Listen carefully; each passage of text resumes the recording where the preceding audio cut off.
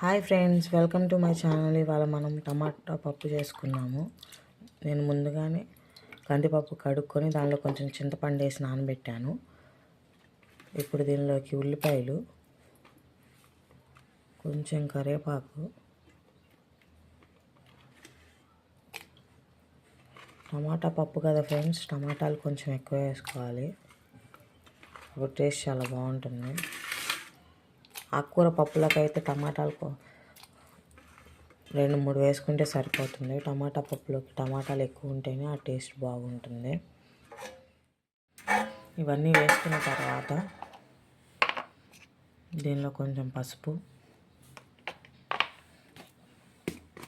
కొంచెం జీలకర్ర,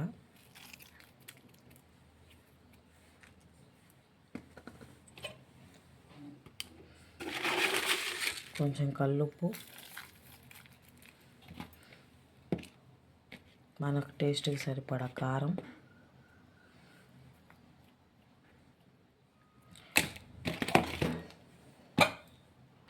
వేసుకొని దీన్ని స్టవ్ మీద పెట్టుకొని 3 to 4 విజిల్స్ రానివ్వాలి. అప్పుడు పప్పు బాగా ఉడుకుతుంది ఫ్రెండ్స్. ఇప్పుడు దీన్ని మనం స్టవ్ మీద పెట్టుకుందాం.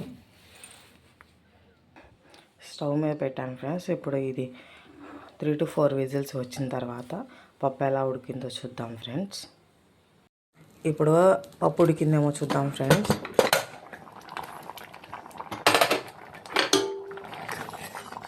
చూసారుగా ఫ్రెండ్స్, పప్పు మెత్తగా ఉడికిపోయింది. దీన్ని ఇప్పుడు మనం స్మాష్ చేసుకుందాము. దీన్ని ఇప్పుడు మనం మెత్తగా స్మాష్ చేసుకున్నాం ఫ్రెండ్స్. అంతేకాదు, చూసారుగా ఫ్రెండ్స్, పప్పు మెత్తగా స్మాష్ అయింది. ఇప్పుడు దీన్ని తాలింపు వేసుకుందాం. స్టవ్ మీద బాండీ పెట్టుకొని దానిలో తాలింపు వేసుకుందాం ఫ్రెండ్స్. ముందుగా ఎండుమిర్చి, తాలింపు గింజలు, జీలకర్ర ఫ్రెండ్స్.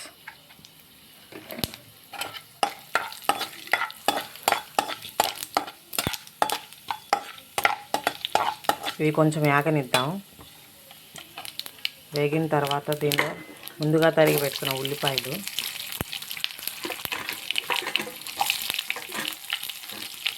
చిన్న ఉల్లిపాయలు కూడా వేసుకోవాలి ఫ్రెండ్స్. ఇవి కొంచెం సేపు ఆగనిద్దాం. ఇప్పుడు దీనిలో కొంచెం కరివేపాకు, కొంచెం కొత్తిమీర వేసుకుందాం.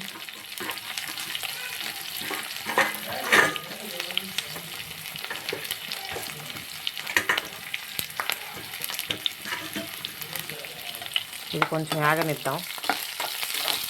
ఉల్లిపాయలు బ్రౌన్ కలర్ వచ్చేంత వరకు ఫ్రై చేసుకుందాం ఫ్రెండ్స్.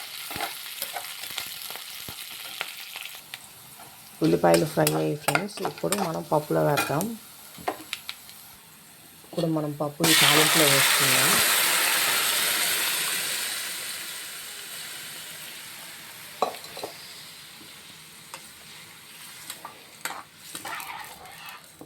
చూసారుగా ఫ్రెండ్స్, టమాటా పప్పు రెడీ అయిపోయింది.